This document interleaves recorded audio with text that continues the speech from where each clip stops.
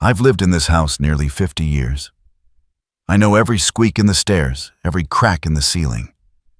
Elaine and I bought it brand new right after our wedding. We signed a 25-year mortgage and managed to pay it off 2 years early. I still remember that night we popped open a bottle of cheap champagne and danced in the living room with the radio playing in the corner. Back then, I thought we had forever. I imagined Elaine and I would grow old inside these walls, rocking grandbabies on our laps and warming ourselves by the fireplace during long winters. But life had other plans. Elaine died 5 years ago, lung cancer. The doctor told us maybe a year, 18 months at most. In reality, it took her in just 3. I can still picture her eyes during those final days. They held both exhaustion and gratitude for every moment I sat by her side holding her hand. She refused to die in a hospital, so I brought her home. "Tom," she whispered one sleepless night, writhing in pain. "Promise me you won't get stuck in the past. Promise you'll find a way to move forward." I told her I would. But how do you keep that promise when every inch of this house screams her name? I still catch myself saying "we" instead of "I." Even the cashier at the corner market corrects me. "Mr. Whitaker, you mean you need bread, not the both of you." That first year after the funeral nearly broke me. I rarely left the house, spent hours paging through photo albums, drinking tea from Elaine's chipped wildflower mug.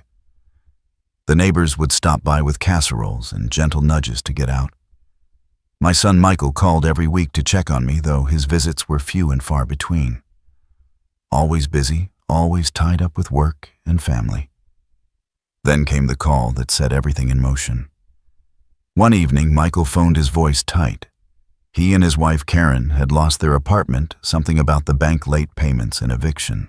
I didn't follow the details, but the message was clear: they needed somewhere to stay.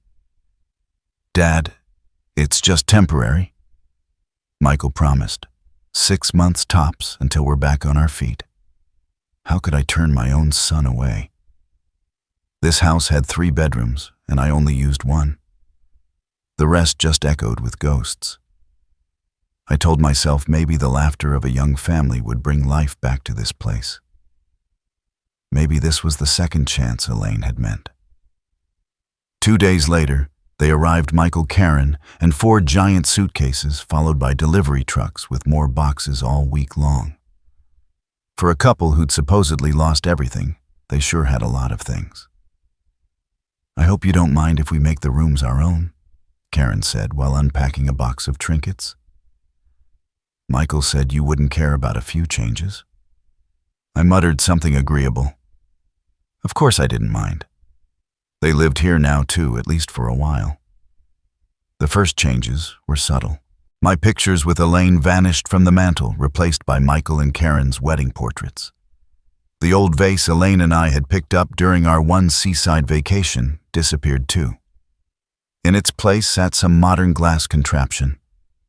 When I asked about my missing lamp, Michael shrugged. "We had to move some of your stuff, Dad.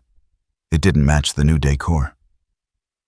"Don't worry, it's in the garage. You can grab it any time." I nodded along. Things are just things, I told myself. Family comes first. But it wasn't just things. Slowly, the rhythm of the entire household shifted. I used to wake up at 6, make breakfast, and read the morning paper at the kitchen table.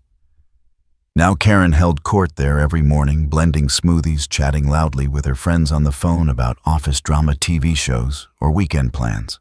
She'd fall silent the moment I walked in, glance at her watch, then murmur to Michael, "Don't you think your dad spends too much time in the kitchen?" Soon I began eating breakfast in my room. Michael even bought me a small electric kettle so it'd be easier for you, Dad. Evenings changed too. I once enjoyed the 8 p.m. news, sometimes a crime drama or a documentary. Now the living room belonged to their reality shows, and soap operas blaring so loud the glass in the cabinet rattled. "Dad, if it's too much, you can just watch your TV upstairs," Michael said when I hinted about the noise. My TV, an ancient 15-inch set that used to sit in the kitchen. Michael had hauled my little TV into my bedroom once they bought that enormous flat screen that covered half the living room wall. After that, I started spending more and more time outside. The weather in Cincinnati was decent that spring, and Meadowbrook Park was only a 15-minute walk from the house. It had benches, a duck pond, and a few old-timers like me ready to chat about politics, the ball game, or how kids today don't measure up to the way we used to be. Sometimes I'd bring a book and stay out until dusk, heading home only in time for supper. But dinners weren't what they used to be. At first we all ate together, and I even tried cooking a few meals for everyone. Karen didn't take long to make her feelings known. "Tom, no offense, but how many of these Depression-era recipes are we supposed to eat?" she scoffed after I served cabbage stew and beef. "People eat differently in the 21st century, don't they, honey?" Michael gave an awkward smile and waved it off. "What can you do, Dad?" he said. Before long, they stopped eating with me altogether. They ordered delivery most nights, or Karen whipped up her own dishes, complicated meals with fancy names I couldn't pronounce, using ingredients I'd never seen before. They invited me less and less often to join them, and when I did sit down at the table, the talk was usually unbearable. And then Emma told the marketing guy that if he tried to steal her idea one more time, she'd blow things up so big, his career would be over, before he could even mutter, "corporate ethics." Karen laughed, launching into yet another work story. Michael laughed right along with her, while I sat there staring down at my plate trying to figure out what the joke was supposed to be.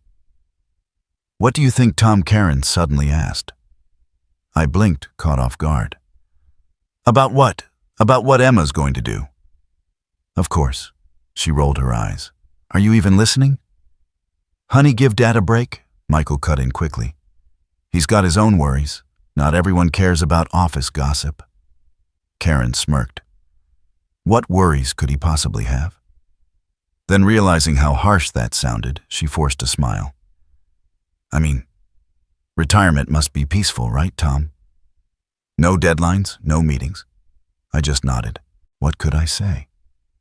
That my biggest worry was feeling like a stranger in my own house. That I avoided going downstairs at night for a glass of water, afraid the sound of my slippers would annoy them. After those dinners, I usually went back to my room. Switched on that little old TV and stared at the flickering screen without even noticing what was playing.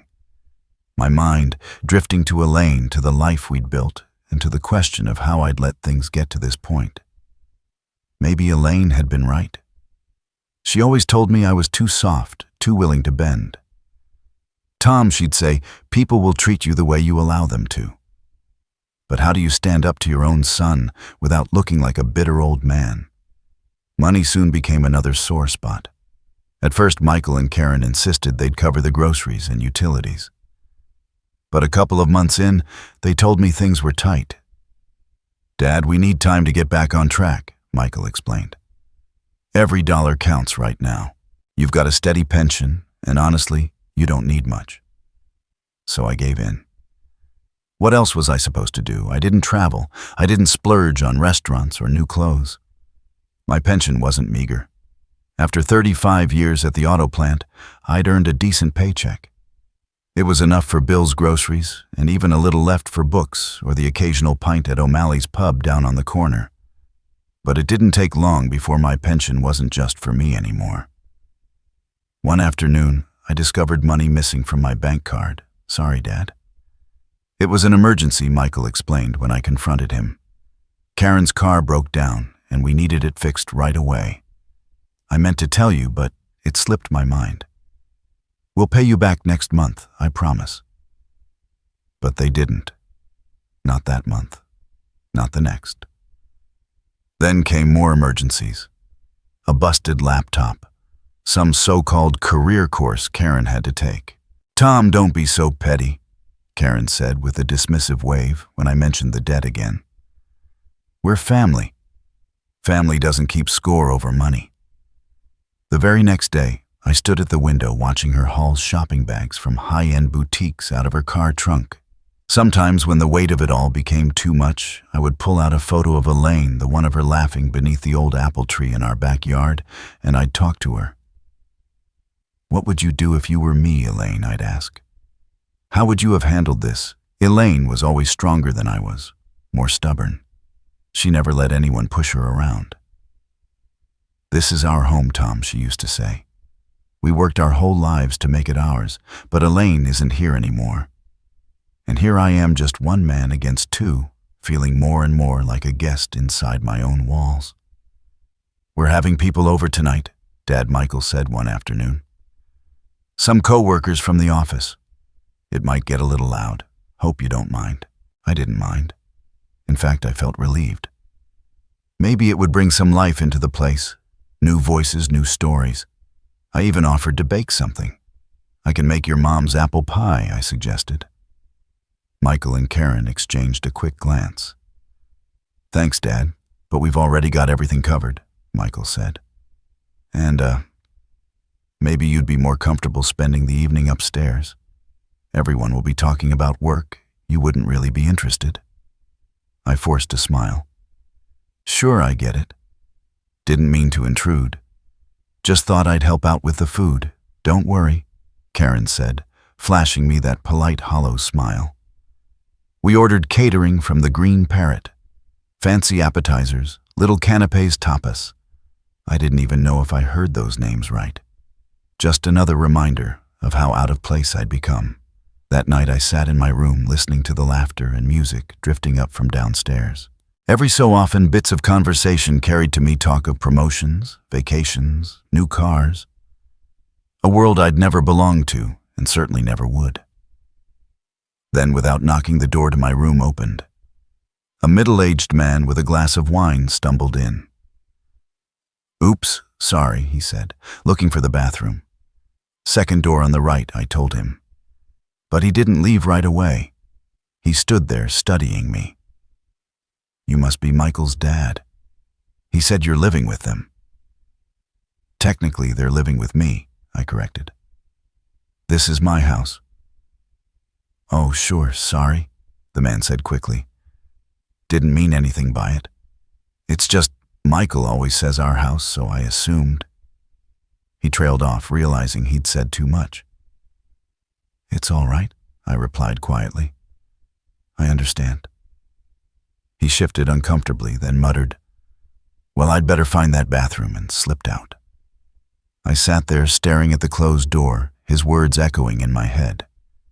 Our house. When exactly did that change? When did my house become theirs?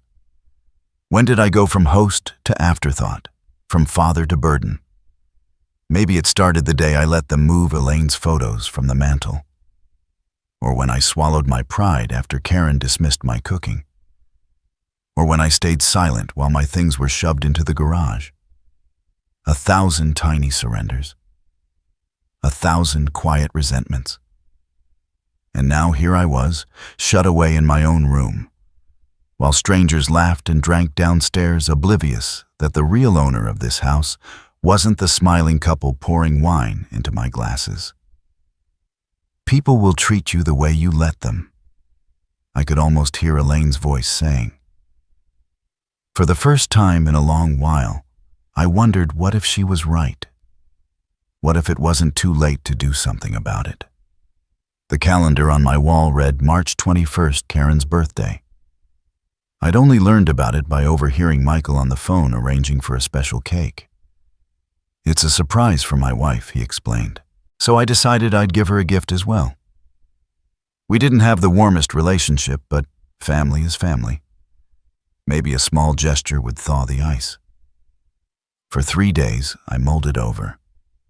What do you buy for a woman whose tastes are nothing like your own? In the end, I chose a silver bracelet that had once belonged to Elaine. It wasn't extravagant, but delicate, polished with a tiny crescent moon charm. I had it cleaned and shined at a jeweler in town.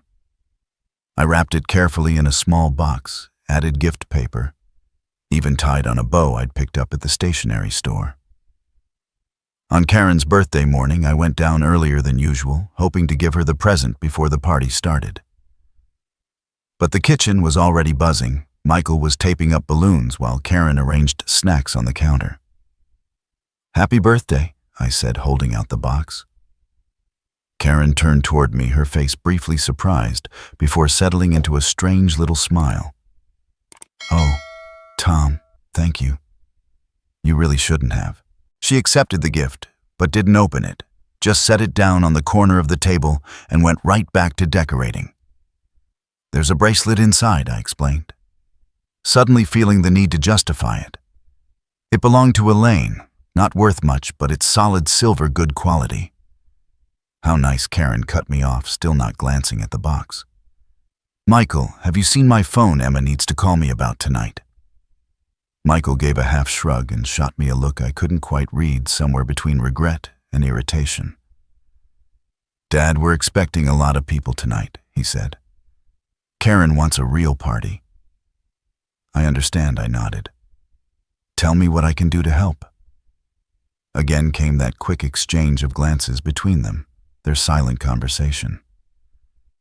"Actually," Karen started, "the thing is, Tom, my friends and Michael's co-workers, they'll all be here.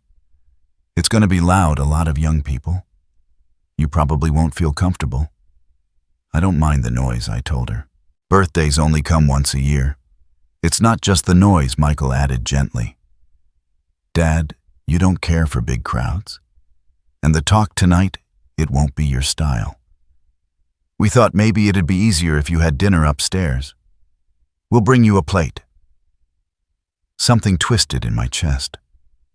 They didn't want me there. In my own home, they wanted me to disappear, to keep out of sight so I wouldn't ruin their evening. "I understand," I said after a pause. "Of course I won't get in the way." "Thanks, Dad." Michael exhaled with relief. "I knew you'd understand." So I spent the evening in my room listening to the laughter, clinking glasses, and music drifting up from below. Around 7, Michael knocked and carried in a tray, some fancy slice of pie, a salad, and a glass of wine. "Here you go, Dad," he said. "It's great Thai food." I thanked him and asked how things were going. "Perfect." Michael grinned. "Karen loved my gift. I got her the latest smartphone. You should have seen her face." "And the bracelet?" I asked. "Did she like the bracelet?" Michael hesitated. "Of course, Dad. It was thoughtful. It's just, well, she already has a lot of jewelry and she doesn't really wear silver. But she appreciated it." "Really?" I said softly. I nodded, because what else could I do? By 9, I heard the front door slam and voices drifting outside. When I peeked through the window, I saw the whole group, at least 15 people, climbing into their cars. "On to the Blue Whale," someone shouted. "First rounds for the birthday girl." They drove off, leaving me behind, of course. I had no desire for bars or nightclubs anymore, but still, something inside me sank. I went downstairs. The kitchen and living room looked like a battlefield, dirty plates, empty bottles, half-eaten appetizers everywhere. Deflated balloons littered the floor. The sink was overflowing with dishes. I wonder who's going to clean all this up, I thought bitterly. But I already knew the answer. Me. Always me. As I picked up trash into a large garbage bag, something caught my eye among the torn wrappers. A familiar package, the same one I'd wrapped Elaine's bracelet in. The box lay open, discarded, and empty. My heart clenched as I spotted a glimmer under a pile of napkins. I reached down. It was Elaine's bracelet, tossed aside like a piece of junk. I stood there a long time, staring at it in my palm. For the first time, I let myself admit the truth. Karen didn't just dislike my tastes, she despised everything tied to me and to my past. 3 days later, something happened that finally cleared my vision. Michael and Karen invited friends over for dinner, a married couple named Talbot. I was surprised when they told me I should join. "You should meet Brian and Vivian," Michael said. "They're great people. Brian works in strategic planning at my firm and Vivian's a lawyer. They just bought a house in Westchester. It's an amazing place." I agreed to join them, though I couldn't understand Michael's sudden eagerness to include me.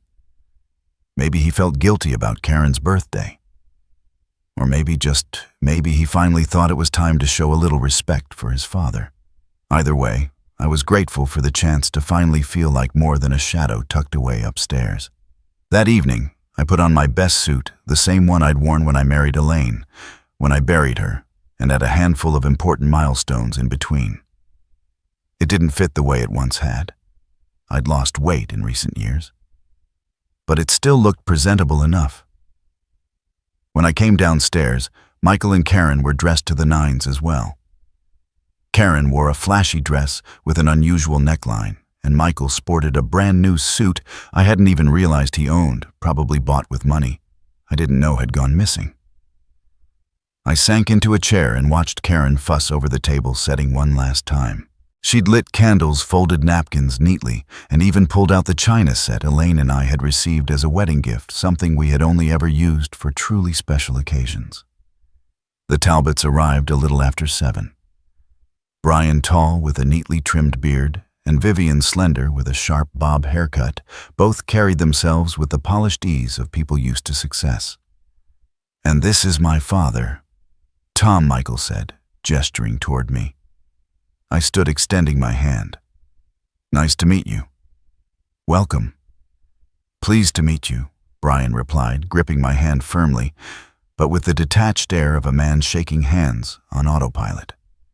"Michael's told us a lot about you," he added. "Really?" I said, surprised. "My son barely spoke to me, let alone about me." Of course, Vivian chimed in with a polite smile.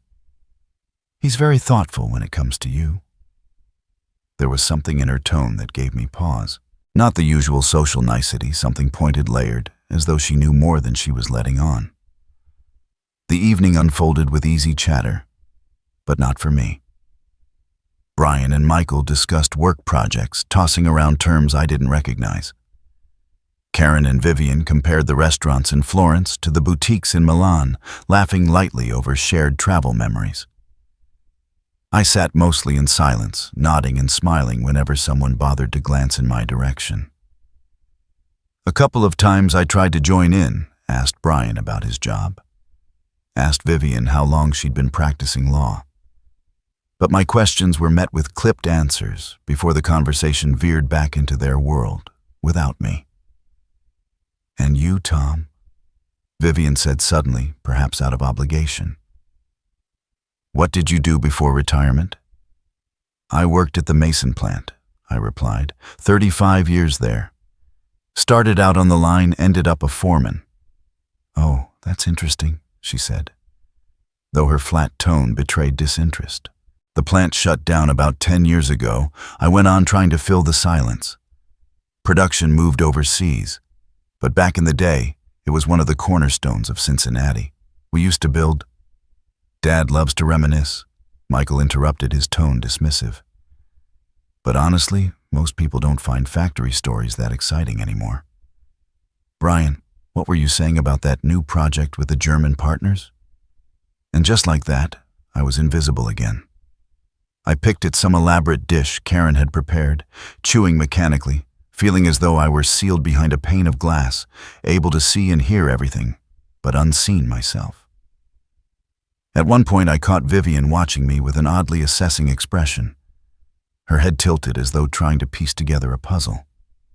"So you moved in with Michael and Karen?" she asked. I blinked. I didn't move in anywhere. This is my home. I've lived here nearly 50 years. Michael and Karen moved in after my wife Elaine passed away. The room went still. Vivian glanced at Michael, whose face flushed red. "Oh, of course," she said quickly. I must have misunderstood. "So, this is your house. How generous of you to share it with your son and his wife." Karen swooped in before the silence could thicken. "Speaking of houses, Vivian, didn't you say you found an amazing designer for your new living room? Tell me more about that." Once again, I found myself shut out of the conversation. But this time I realized something that made my stomach turn, and Michael wasn't just excluding me. He was reshaping the story of our lives for his friends. In his version, I hadn't allowed him to move in with me. I had moved in with him. This wasn't my house anymore. I was just some dependent living under his roof. In their eyes, I had gone from homeowner to squatter. Dinner dragged on endlessly.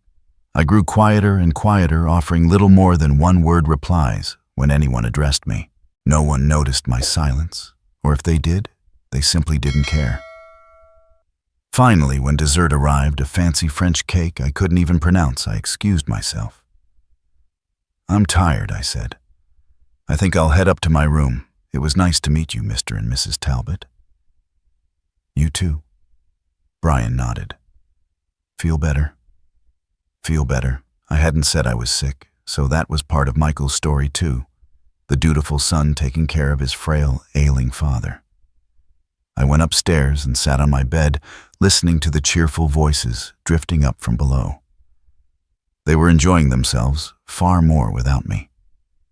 As the evening wound down, I heard the guests leaving the front door shutting, and then the sounds of Karen and Michael cleaning up in the kitchen. I hadn't planned to overhear anything. I only stepped into the hallway to get a glass of water. My throat was dry from the wine and from all the words I'd swallowed. But halfway down the stairs, I froze. I heard my name. "I don't know why we had to invite your father," Karen was saying. "Did you see the way Vivian looked at him?" She's a lawyer, family law. She was probably already drafting guardianship papers in her head. "Relax," Michael replied. "Nobody suspected a thing. I told them he forgets things sometimes, just age, you know. But then he went and said it was his house. And you told Brian we only took him in because he couldn't live alone," Karen shot back. "Well, technically, it is his house," Michael sighed, "for now. But I've already explained the plan to you. Give it a little more time. We'll convince him he needs special care. Sunny Hills is a good place, I've heard of it. They even accept people who are still independent, but need supervision.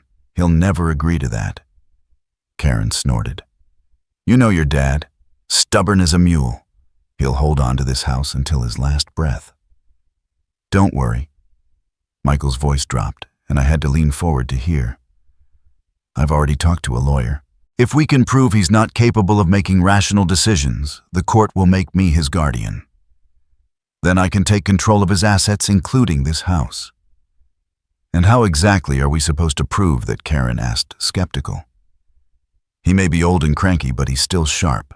We'll find a way," Michael said firmly. "Maybe get a doctor. There are specialists who will write the right kind of report for a fee. Or we can collect evidence. You know how he talks to himself sometimes. How he misplaces things, that sort of thing." After hearing those words from the stairs, I couldn't look at Michael and Karen the same way again. Every glance, every comment, every gesture seemed loaded with double meaning. I began to notice the things I'd ignored before, the way they'd fall silent when I walked into the room.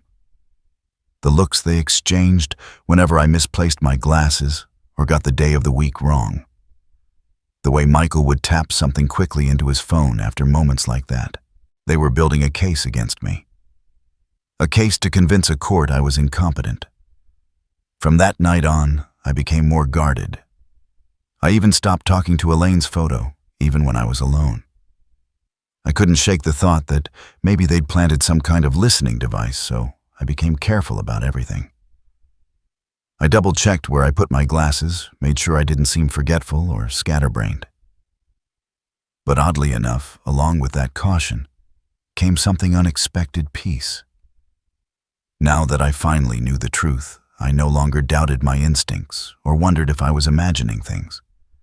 I wasn't stuck between hoping they'd treat me better and fearing they'd push me out of my own home. I knew exactly what was happening, and that bitter knowledge in its own way was freeing. I started spending more time outside the house. I'd walk through the park, browse at the public library, or stop by O'Malley's pub, where I got to know a few other regulars around my age. We'd sit over a pint and talk about baseball, politics, or how the world had changed. None of them saw me as a burden or as some confused old man. To them, I was just Tom, a retired guy with sharp opinions and a sense of humor. One afternoon, I ran into an old acquaintance I hadn't seen since Elaine's funeral. Norman Page, who used to work with me at the plant. "Tom Whitaker," he exclaimed, slapping me on the shoulder. "Man, it's been ages. I heard you weren't doing too well." Who told you that? I asked, though I already suspected. Your son Norman said. I bumped into him at the grocery store once. Asked how you were, and he said you barely get out of bed anymore and your memory's pretty bad. I gave a bitter smile. As you can see, Norman, that's not exactly the truth. Michael's been exaggerating my condition. Exaggerating? Norman frowned. Why would he do that?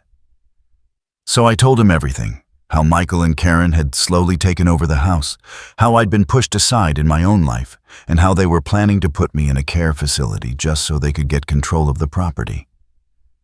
Norman listened without interrupting, his head shaking slowly. That's rough, he said when I finished. So what are you going to do about it? I don't know, I admitted. For now, I'm just waiting. Waiting for something. A sign. The right moment. I don't know what it is yet, but I'll know when it comes. Norman gave me a doubtful look, but he didn't argue. We drifted back to safer ground, mutual friends, the latest Cincinnati news, old memories from the factory floor. But when I walked home that evening, I felt different. Talking to Norman had shifted something inside me. For the first time, I'd spoken my fears out loud. And putting them into words made them heavier, harder to ignore. I could no longer pretend to myself that everything was fine.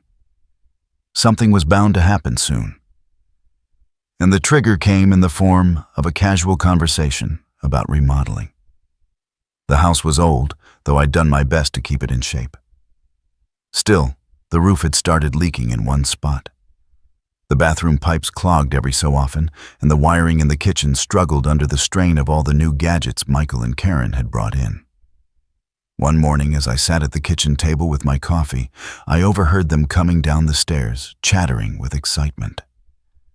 And if we knock out that wall, Karen said, pointing toward the divider between the kitchen and the living room, we could open up the whole space, just like the ones in that magazine. And we need to replace all the windows, Michael added. Those old wooden frames leak heat like crazy. I sat silently listening to them plan. They spoke about the house as though it already belonged to them, as if I didn't exist. Good morning, I said at last. They spun around, startled. Oh, Dad, you're up early, Michael said quickly. Didn't see you there. I've been here for over an hour, I replied evenly. Already had my breakfast? Karen forced a smile. Oh, we were just talking about some ideas. I heard I nodded. You're talking about doing renovations, I asked. They glanced at each other before Michael cleared his throat. Yeah, we were thinking about it. You see, Dad, the house really needs some updates. The roof leaks, the plumbing's outdated, the wiring is a mess. And honestly, the style is, well, it's kind of old-fashioned. Karen and I would like to make it more modern. And who exactly is supposed to pay for these renovations? I asked. There it was again, that quick look between them. Well, mostly you, Michael admitted. It's your house. But once things get better financially, we'll pitch in too. So in the meantime, I'm supposed to drain my savings on repairs I didn't ask for in a house where I'm treated like I don't matter, I said flatly. A heavy silence fell. What do you mean by that? Michael frowned. I mean, I said, forcing my voice to stay steady, that you're planning to remodel my house the way you want it using my money without even asking for my input. Dad? We were only discussing it, Michael protested. Of course we would have asked you. Would you? I looked him square in the eye. When exactly? Before or after talking to a designer? Before or after placing the orders? Before or after the walls came down? Don't be so dramatic, Tom, Karen broke in. We're family, we all live here, and if we want to make the house more comfortable and modern, what's wrong with that? What's wrong is that you don't ask me. What's wrong is that you make decisions for me. You treat me like I'm invisible in my own home. Dad, calm down, Michael said, holding out his hands like he was trying to smooth things over. Nobody thinks you're invisible. It's just, well, you don't know much about interior design trends, do you? Karen and I just want to create a space we can enjoy for years to come. You, I cut him off. What about me? Well, you don't have long to live, Karen blurted out, then slapped her hand over her mouth, realizing too late what she'd said. The silence that followed was thick as ice. What do you mean by that? I asked, feeling something cold spread inside me. What she means, Michael jumped in quickly, is that at your age you shouldn't have to stress about paint colors or flooring choices. There are more important things to focus on. Like what I pressed. Go ahead, tell me. Like your health, Michael said. Your comfort. We just want you to spend your remaining years without worrying about leaks or clogged pipes. Remaining years, I repeated slowly. So you've already done the math on how much longer I have. Dad, nobody's counting, Michael said sharply, his patience thinning. We're just being realistic. You're 78. The average life expectancy for men in this country is 81. It's simple math. You're talking about my death like it's some kind of business transaction, I said bitterly. Like I'm an investment you're waiting to cash in. No one's talking about your death, Michael snapped. We're talking about renovations, about making this house better for all of us. For you, I corrected. Not all of us. For you. Fine for us, Michael shot back, throwing up his hands. Because we'll be living here long after you've... He stopped himself, but it was too late. After I'm dead, I finished for him. That's what you meant, isn't it, Jesus? Dad, Michael groaned, rubbing his face. You're impossible. We're just trying to do what's best. What's best for who? I asked quietly. For me or for you? What's the difference? Karen snapped.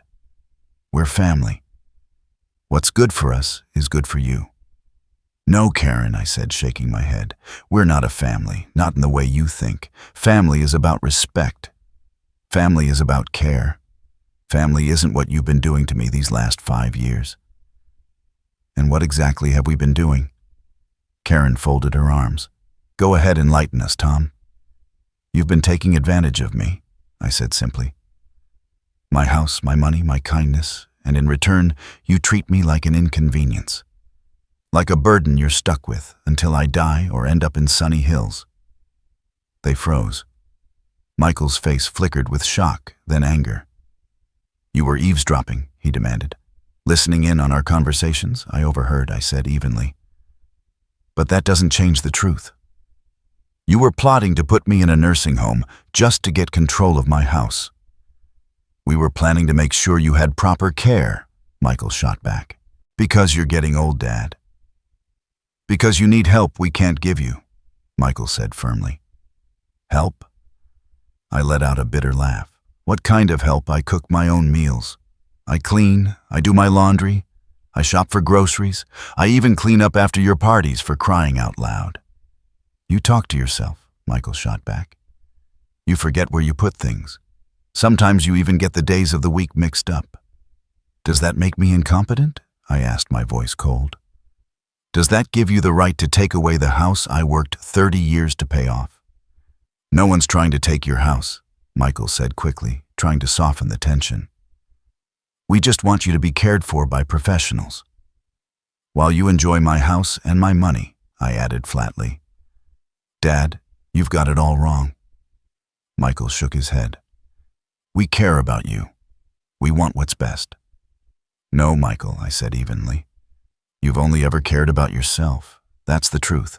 That's not fair, he burst out. I've been a good son. I went to college. I built a career. I started a family, everything you and Mom wanted. Your mother and I wanted you to be happy, I said, and to be a good man. But you chose another path. What other path? Michael scoffed. You sound like some character from a soap opera. The path of lies, I answered. You told your friends this was your house, not mine. You told people I live with you, not the other way around. You've been spreading rumors about my health, laying the groundwork to strip me of everything I own. Come on, Dad, Karen cut in. Michael just embellished a little. Everybody exaggerates sometimes. Exaggerated, I looked straight at her. He told people I was sick, that I could barely get out of bed, that I wasn't in my right mind. That's not exaggeration, Karen. That's lying. Enough. Michael slammed his palm on the table, his face red. Stop accusing us of every sin under the sun. We took you in when you were alone. We've put up with your quirks, your constant griping, your outdated views, and instead of being grateful, you're throwing a fit over a few repairs. I stared at my son in silence. His breathing was heavy, his jaw tight with anger. Karen stood beside him, her hand on his shoulder, whether to calm him or to show solidarity, I couldn't tell. You still don't get it, I said finally. This is my house, Michael. Mine, not yours. I never asked you to take me in. I let you stay here when you lost your apartment. Out of love, out of pity. But now I wonder if you ever deserved it. For God's sake, Dad. Michael exploded. Who even needs this house besides me and Karen? What are you going to do with 3 bedrooms?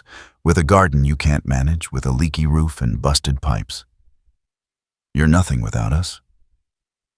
Do you get that? Nothing. The words hit like poison. Nothing. My only son had just called me nothing. And instead of anger, a strange calm washed over me. It was as if I had been waiting for this moment my entire life, for the mask to finally fall, revealing the ugly truth. Slowly, I stood up from the table.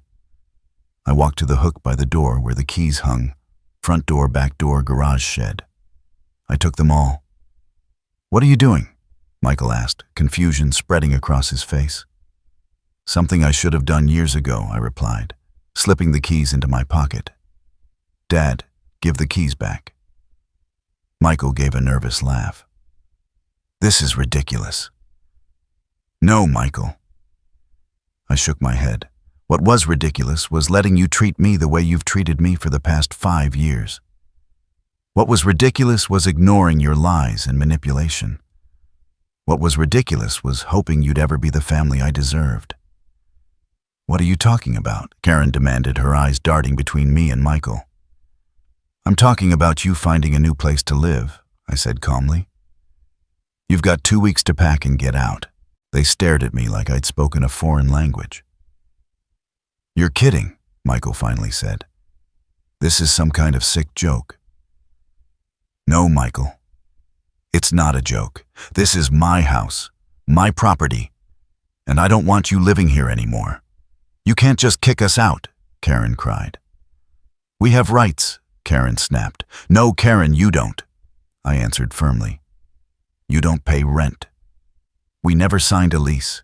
You're here because I allowed it, and that goodwill is gone.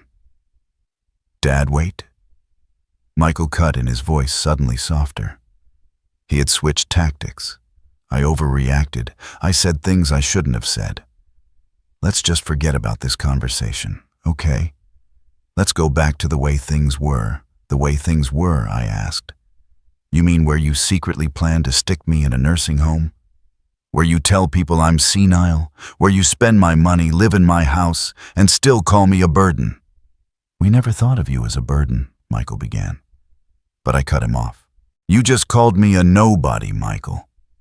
Nobody. Your own father. That's not what I meant. His face had gone pale, almost fearful. I just lost my temper. No, I shook my head slowly. You meant exactly what you said. And I'm glad you did, because now I know exactly what to do. I turned and started walking out of the kitchen. Where are you going? Michael shouted after me. To my lawyer, I replied without looking back. To file eviction papers. Then to the bank to change my passwords and lock you out of my accounts. You can't do that. Karen's voice cracked, almost hysterical. We're your family. I stopped in the doorway and faced them. No, Karen, I said evenly. You're not my family. You're just people who used me. And that ends today. We'll sue you. Michael yelled. We'll prove you're incompetent. Try it, I said calmly. I have people who will testify you've been spreading lies about my health. Norman Page, for one, you told him I can barely stand. My doctor will confirm I'm in excellent shape for my age. And then there are security cameras at O'Malley's pub. They've probably got footage of me playing darts and beating guys half my age. That last part was a bluff. I didn't know if the pub had cameras, and I hadn't touched a dartboard in years, but judging by the look on Michael's face, it landed. You wouldn't dare, he muttered, though there was no conviction in his voice. I would, I said. Because I'm not a nobody, Michael. I'm your father. I'm the man who gave you life, who raised you, who paid for your education. I'm the man who let you move in when you had nowhere else to go. And I'm the man who refuses to be treated like a doormat one more day. I walked out of the kitchen, leaving them both gaping.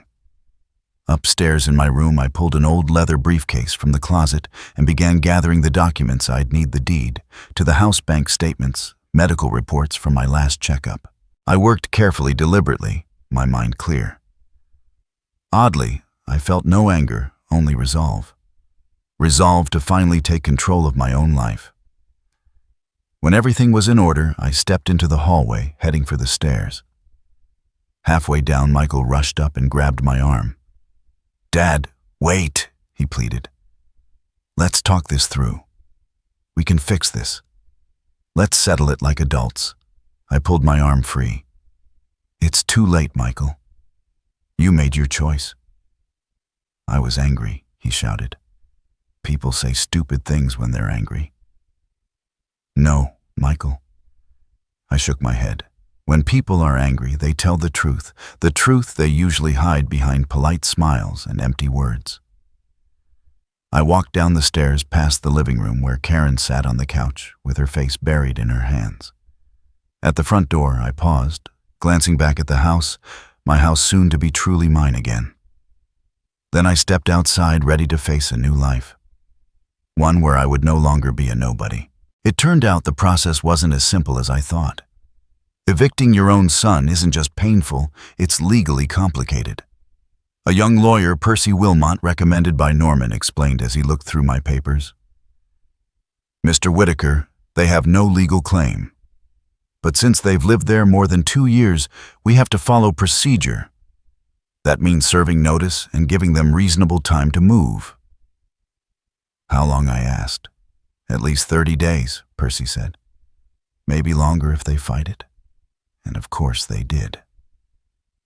When I came home from that meeting, Michael and Karen were in the kitchen, as if nothing had happened.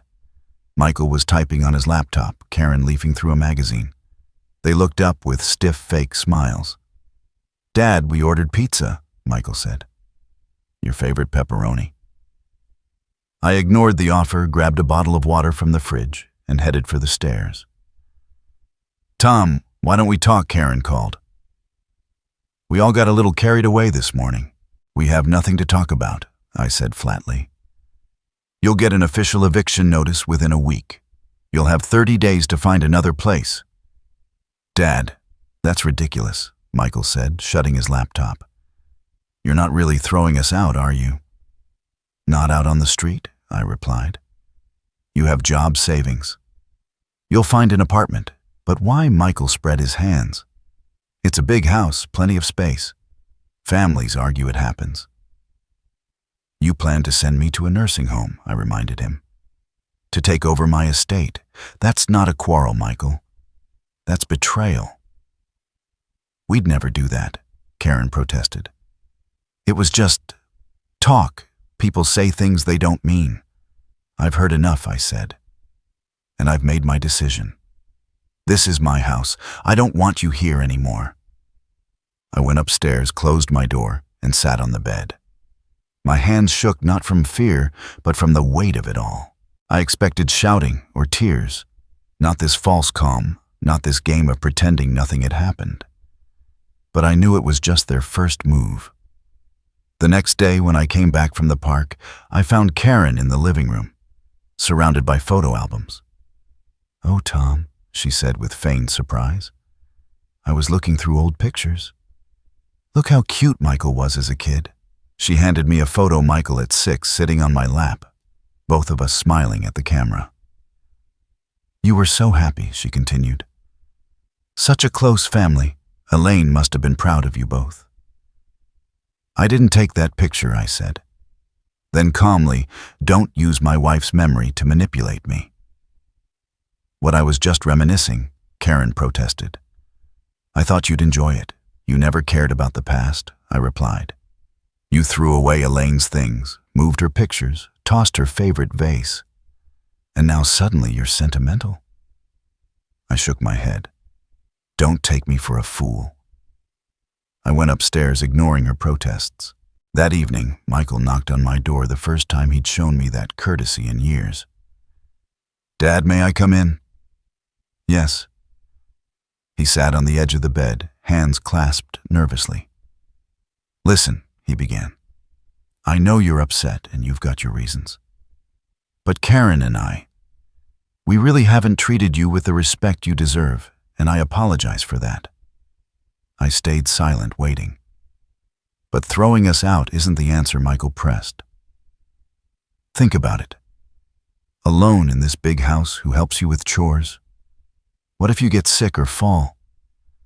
I managed after your mother died, I said. I can manage now. You were 73 then, he countered. You're 78 now. That's a big difference, Dad. I'm healthy, I replied. My doctor will confirm it. Today? Sure, Michael said. But what about next year or the year after? Think about your future, your safety, your comfort. That's exactly what I'm thinking about, I answered. And I don't feel safe or comfortable with you here. Michael sighed. Okay, I get it. But maybe we could reset things, set some rules, clear boundaries. It's too late. I shook my head. I gave you 5 years to show respect. You failed. Dad, people make mistakes, he pleaded. We can change. We can be better. You can, I agreed. But not here, not at my expense. He left muttering about my cruelty and stubbornness. The next day, their strategy changed. They brought in reinforcements. The first to show up was my niece, Judith. She rarely visited outside Christmas or big occasions, so her sudden appearance on a Tuesday was no coincidence. Uncle Tom, what's going on? She asked quietly when we were alone. Michael says you're kicking them out. I am, I said. But why? She looked genuinely confused. They take care of you, helping with the house, cooking, cleaning. I studied her. Who told you that, Michael? She admitted. Judith, when was the last time you were here Christmas? 3 months ago. And who cooked dinner? She hesitated. I think you did. That's right, I said. And who cleaned up afterward? You? She answered, looking puzzled. Exactly. Because Michael lied to you. They don't take care of me, I take care of them. I cook, I clean, I do their laundry. They use my home, my money, and treat me like a burden. Judith's eyes widened. That can't be. Michael wouldn't. He would, and he did. I cut in. Ask your mother. She knows how little he came around after Elaine died. He only showed up when he needed something. Judith nodded slowly. I'll talk to Mom. And to Michael, too. There must be some misunderstanding. Families shouldn't fall apart like this. I didn't argue. Let her talk to Elizabeth, my sister-in-law, her mother. She had always seen Michael clearly and never fell for his excuses. That same evening, Elizabeth called. Tom, she said sharply, Judith told me everything. I'm on your side. You are, I was surprised. Of course, she snorted. I know my nephew. He twists situations to suit himself. Elaine spoiled him, and you loved him too much. Maybe, I admitted. I'm sure he deserves eviction, Elizabeth said. But be ready, he won't go quietly. Michael always finds a way. Not this time, I said firmly. I hope so, she replied, though her voice carried doubt. But be careful. He'll try to turn this against you. How? I asked. I don't know. She sighed, but my gut says he won't leave peacefully. Elizabeth was right. 2 days later, I came back from the store to find a stranger in the living room sitting beside Michael. They were talking in hushed voices, and when I walked in, both of them went silent.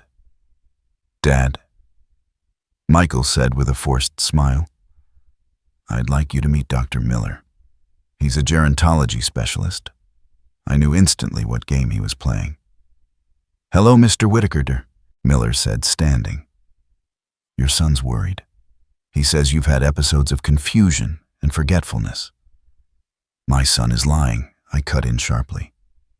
"And you, doctor, are part of that lie. I'm perfectly healthy. My own physician, Dr. Finch, confirmed it just 3 months ago." "Well, sometimes symptoms appear suddenly," Dr. Miller began, but I interrupted again. "Leave my house now, or I'll call the police. You have no right to examine me without my consent." Dr. Miller glanced at Michael, unsettled. "I told you he can be aggressive. That's a symptom too." "Get out," I repeated, pulling out my phone. "Both of you." The doctor hurriedly packed his bag. "I'm sorry, Mr. Whitaker. I only wanted to help." "You wanted money for a fake diagnosis," I said coldly. "And we both know it." When the door closed, I turned to Michael. "This is your last chance. Leave willingly, or I'll file charges for attempted fraud and elder abuse." "You're insane," Michael hissed. "Who's going to believe an old man over a family man with a spotless reputation? Shall we find out?" I lifted the phone. "I have friends who'll vouch for me. I've got recordings of our conversations. And your Dr. Miller won't risk losing his license in a scam." Michael's face drained. "You're bluffing. You didn't record anything." I just smiled and stayed quiet. Let him sweat. After that, their tactics shifted. They ignored me now, walking past as if I were invisible, chatting across the room as though I wasn't even there. I didn't mind. Their fake concern had been worse. Then came the well-wishers. One morning, the doorbell rang.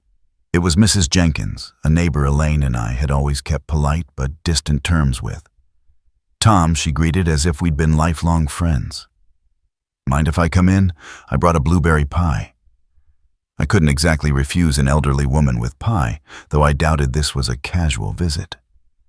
Over tea, she began, "You know, I've been worried about you. Folks are saying you plan to kick Michael and Karen out." "Is that true?" "Yes," I said simply.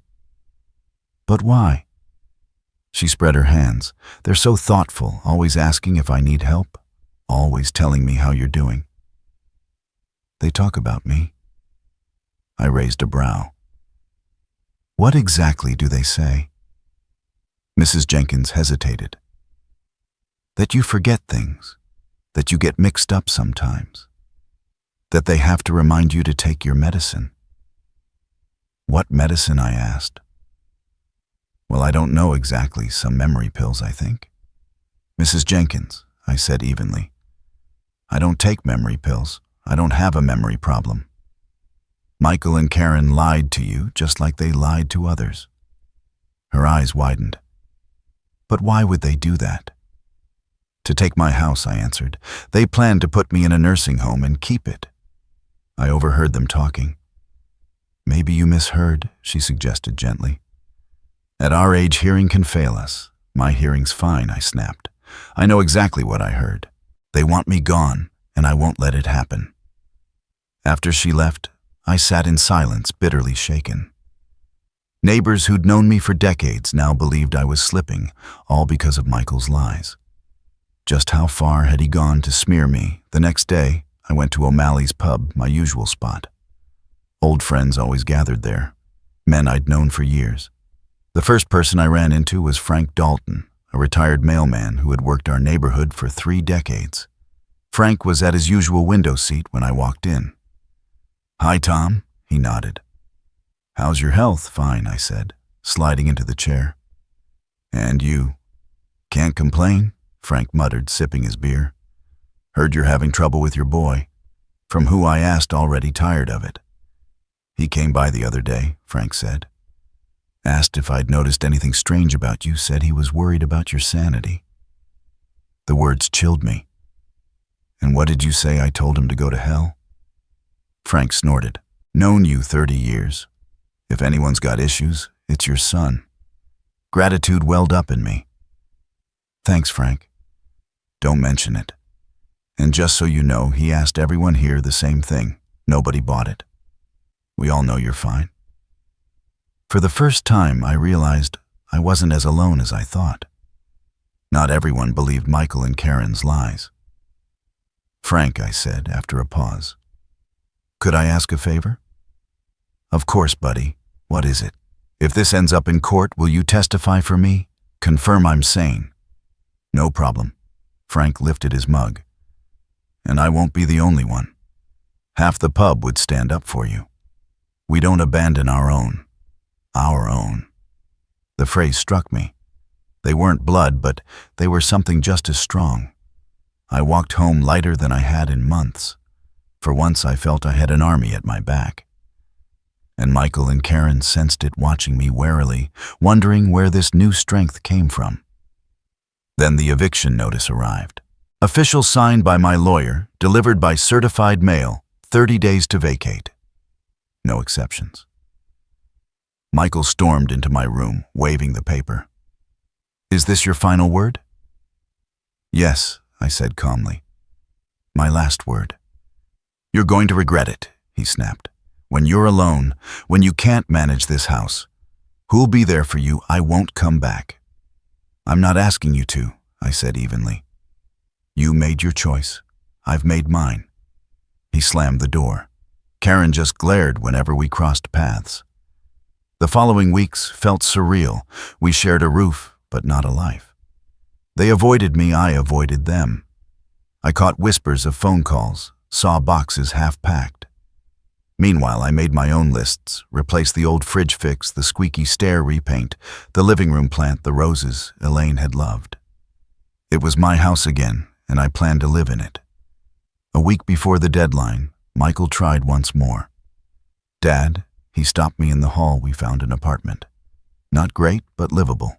We're moving this weekend. I'm glad, I replied. I hope you'll be happy there. Happy, he sneered. In a cramped one-bedroom after this place? You never lived here, Michael, I said quietly. You just used it. That's different. He stared at me, anger flickering with something like regret. You know, he muttered, I always thought this house would be mine one day. That's how it goes. Parents grow old, children inherit. Maybe it would have, I said. If you treated me like a father instead of a hurdle to your inheritance. He dropped his gaze. I loved you, Dad. In my own way. In your own way, I repeated. Too bad that meant lies, manipulation, and plans to dump me in a nursing home. He said nothing, just walked away. That Saturday, a moving truck came at dawn. Michael and Karen hauled out boxes and furniture while I sat in the kitchen with my tea watching from the window. When the last load was gone, Michael stepped inside. Karen waited in the car. That's it, he said. We're leaving. Good luck in your new place, I answered. Aren't you curious where we're going? He asked, almost daring me. Or how you'll reach us if you need something? No, I said simply. Not interested. He nodded like he'd been expecting it. Well, goodbye, Dad. I hope you don't regret your decision. I won't, I said firmly. He walked out.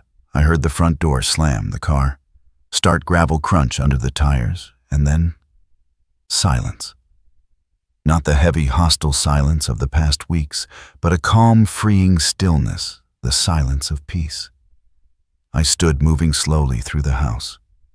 The rooms Michael and Karen had occupied still showed their traces, faded spots on the walls where their pictures had hung, scratches in the wood floors, a forgotten paperback under the radiator.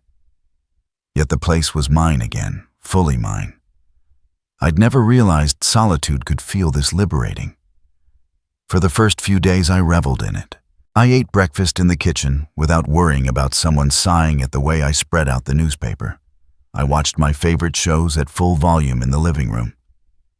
I put things exactly where I wanted them, and they stayed put. I brought Elaine's photos back to the mantel, rescued from boxes Karen had shoved into the garage. They're wrapped in yellowed newsprint. I even found the old Cornwall vase, amazingly still intact. I set it in the hallway where it belonged. Each time I passed it, felt like a piece of Elaine had returned home. Of course, not everything could be restored. The rooms they had used carried scars, nail holes, worn, carpet-scuffed door frames. But I wasn't rushing into cosmetic fixes. More urgent matters came first. I called a roofer to patch leaks and replace shingles. Then Howard Miller, an elderly plumber, installed new bathroom pipes. After that, Mr. Carter rewired the kitchen for safety. "Now your house will last another 50 years at least," he said, packing up his tools. "I hope so." I laughed. He grinned. "You're in great shape for your age. Most folks look worse at 60. Those words meant more than he knew, after all the lies Michael and Karen had spread about my supposed decline. Months passed. I found a new rhythm. I mastered the new washing machine, bought a slow cooker, and with a clerk's help at the electronics store, learned to use a tablet. Soon I was reading the news online, streaming old movies, even ordering groceries for delivery. But I knew staying home wasn't enough. I wanted new experiences, new people. Life was meant for living, not just surviving. One afternoon, I spotted a notice in the local paper. Golden Age Club talks games, outings, tea socials. Tuesdays and Thursdays, 2 to 5 p.m. at the community center. I decided to give it a shot. Worst case, I'd waste an afternoon with dull company and never return. The center was in a renovated brick library with arched windows and wide halls. Inside, round tables filled the space. Some folks my age played cards, others leaned over a chessboard. A group of women chatted while knitting, and at a table near the window, men argued good-naturedly about something. "Welcome." A lively woman in her 60s with bright red hair came over. "I'm Linda, the coordinator. First time here." "Yes," I said. "My name is Tom Whitaker. I saw the ad in the paper and thought I'd stop in." "Oh, that's wonderful," Linda said warmly. "We love seeing new faces." "What are you interested in, Tom? We've got crafts board games, a book club, even beginner computer classes," Linda said with a warm smile. "Honestly, I don't know." I shrugged. "I've only just gotten free from family obligations. I'm looking for something new." Linda nodded knowingly. "A lot of people come here after losing someone or going through changes. Take your time, walk around. Something might catch your eye." I wandered through the hall, feeling a bit self-conscious. A few people looked up, nodded politely, then went back to what they were doing, which was actually a relief. No pressure, no prying. I paused near a table where two men were locked in debate. "A totally irresponsible decision," said a gray-haired man leaning on his cane. "Raising taxes on small businesses now of all times." "What's your solution then?" shot back the other, a heavy-set fellow in a plaid shirt. "The budget won't fix itself. Someone has to pay." "Not at the expense of job creators," the first man insisted. Then turning suddenly to me, "What do you think?" Caught off guard. I hesitated, then thought, why not? "I think the tax system needs reform," I said. "But not by punishing small businesses, by closing loopholes for big corporations." I worked 35 years at the Mason plant. I saw plenty of big companies dodge taxes while regular folks paid every dime. The men studied me, intrigued. "You know your stuff," said the man with the cane. "Have a seat." "I'm Harold, a retired accountant. This is Peter. He ran a hardware store until he retired." That was my introduction to the Golden Age Club's economics group, 5 retirees who met Tuesdays to chew over politics and finance. They were sharp, opinionated, and passionate. Before long, I was a regular. Thursdays, I found myself in the board game group, rediscovering skills I'd picked up years ago, backgammon chess, the games we used to play on lunch breaks at the plant. But the biggest surprise was Linda's cooking group. "Come join us, Tom," Linda said one day after a meeting.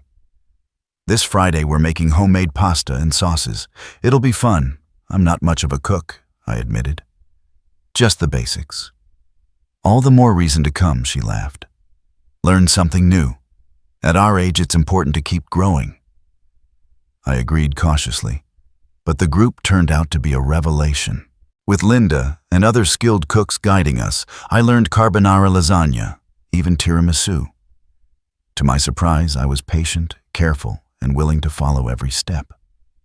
"You've got talent," Linda said, after everyone raved about my lasagna. "Ever thought of getting serious about cooking?" At 78, I chuckled, a little late for a new career. "Nonsense," she grinned. "Age is just a number. My mom started writing children's books at 82 and published 3 before passing at 90. It's never too late." Her words stuck with me. Why not? I had time, energy, and a pension that gave me a modest but comfortable life. So I experimented. I bought cookbooks, followed recipes on my tablet, tried new techniques. I invited friends from the club over for dinners, soaking in their compliments and learning from my mistakes. Life began to feel purposeful again. Mornings in the garden or fixing small things around the house. Afternoons at the club discussions, games cooking. Evenings with a book TV or a video call with Elaine's sister Elizabeth, who lived in Scotland. 6 months after Michael and Karen left, I barely thought of them anymore. I was too busy living. But life has a way of circling back. One rainy October afternoon, I headed to the supermarket for apples. I was planning my signature pie for Friday's cooking group.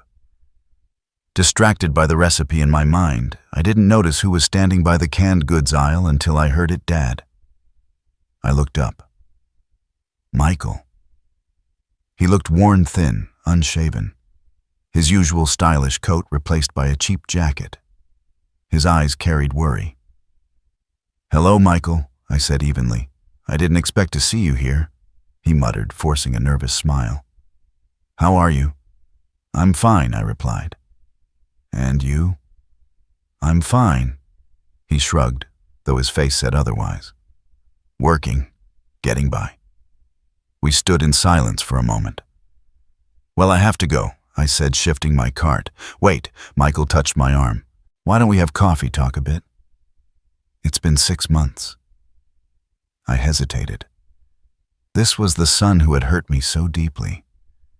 Yet, he was still my son. And from the look of him, life hadn't been kind. "Okay," I agreed quietly. There was a small cafe on the second floor, so we took the escalator up and grabbed a table by the window. Lloyd ordered the cheapest option, just a plain black coffee, while I chose tea and a slice of cake. "How's Janice?" I asked, breaking the silence. "Fine," Lloyd said quickly. "Still working at the same office. She's in a meeting, so I'm the one running errands today."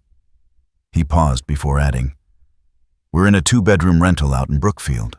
Small but clean. The landlord bumped the rent last month, so we're cutting back." I gave a neutral nod, neither pitying him nor feeling smug. "And you?" Lloyd asked. "Managing all right with such a big place on your own." "Quite well," I replied. "I've repaired the roof, updated the plumbing and wiring, even got the garden in shape." "Everything's fine?" "Yeah. You've always been self-sufficient." He stared out the window, avoiding my eyes. "Still, isn't it tough in the evenings? Alone all the time?" "Not really," I admitted. "I've got new friends now. Joined a seniors club, lots of activities. I even picked up Italian cooking." Lloyd raised his brows. "You cooking Italian food? You've lived on meatloaf and potatoes forever." "People change," I shrugged. "Turns out I enjoy it." "That's good," he said, though his tone was flat. "So you're happy then?" "Yes," I said simply. "I'm happy." He fiddled with his cup, voice low. "Dad, I've been thinking about what happened, how things turned out. Maybe I wasn't fair to you. That was about as close to an apology as I'd ever heard from Lloyd. Maybe I allowed. He stumbled. Janice and I were desperate, lost our place. Money was tight. And here you were, in that big house by yourself. I figured someday it'd be mine anyway, so I hurried things along. I repeated, my voice dry. That's one way to describe trying to have me declared incompetent and shoved into a nursing home. Lloyd winced. I'd never do that. It was just talk stupid ideas. You hired a lawyer, I reminded him. Spread rumors about my health. Even brought in a shady doctor to call me unfit. That's more than talk. He dropped his gaze. I was messed up. Made mistakes. But I've changed. 6 months have taught me a lot. Good for you, I said evenly. Maybe we could start over, he pushed. Forget the past. You're my dad, I'm your son. Family's supposed to stick together. I studied him carefully. His tone, the nervous finger tapping on the table, it all felt rehearsed. And what exactly are you suggesting, Lloyd? Well, he said, trying to sound casual, we could see each other more. I could help with the house. Maybe stay over sometimes, if there's work to do. Janice is a great cook. She'd make meals for you. The picture was getting clearer. And what about your apartment, I asked. We'd rent it out probably, or stop renting altogether. No sense paying for a place if we're living with you. With me or at my place, I asked quietly. He hesitated. Same thing. No, I said, not the same. You mean moving in, taking over while I fade into the background again? No, he protested. It'll be different. We'll respect your space, your choices. No changes without asking. I leaned back. So it's about money. Rent's gone up and you want a free ride at my house. No, Dad, Lloyd said quickly, but his eyes gave him away. It's about family, about reconciliation. Don't lie to me, I said sharply. Your landlady raised the rent. You're strapped for cash, and you remembered the big house you could move into for free. Isn't that the truth? He said nothing. That silence said more than any excuse. That's what I thought, I said, finishing my tea. I don't hold it against you. You're still my son, and part of me will always care. But I'm not letting you back into my life just because it benefits you. Dad, you don't get it, he insisted. This is killing us. Janice is about to lose her job, and I'm barely holding on at mine. We can't keep up, and you're here alone in a big house. I'm not alone, I cut him off. I've got friends, hobbies, plans. For once, I'm living my own life, and I like it.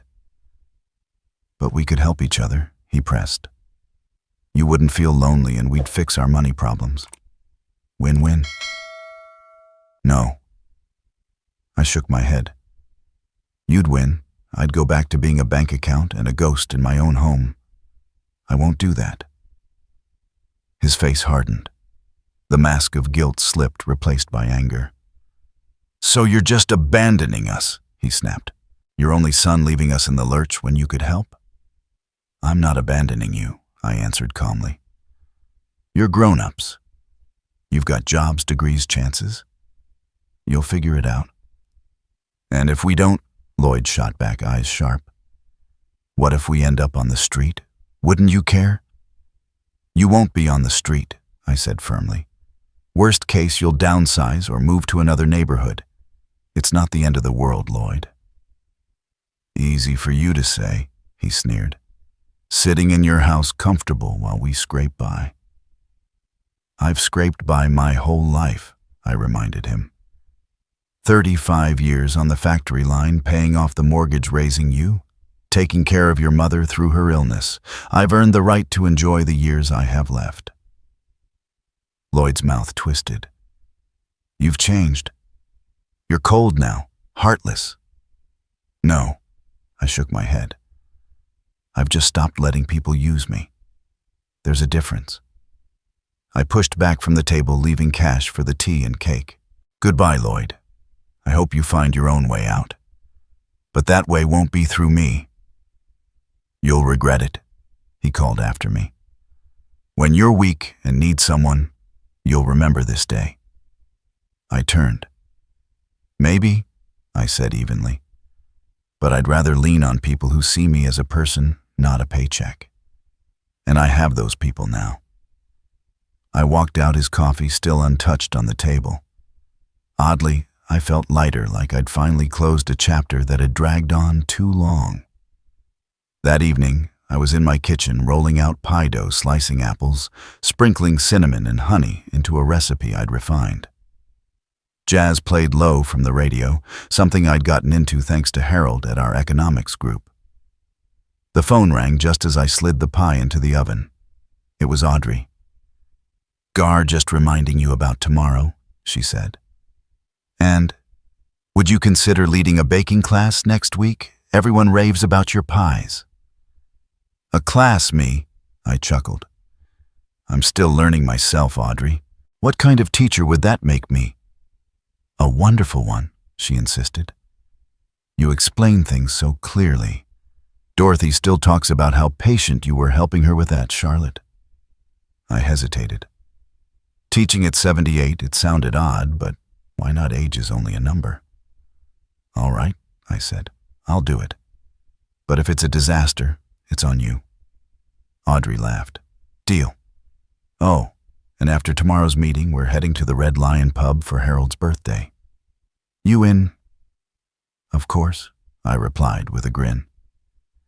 After hanging up, I glanced at the oven door, catching my reflection, a silver-haired man with bright eyes and a faint smile. Not an old burden, not invisible, not a nobody. A man with plans. I thought of Marjorie. What would she say now? She'd be proud, not because I'd shut the door on my son, she would have hated that, but because I finally found the strength to live just like she always wanted for me.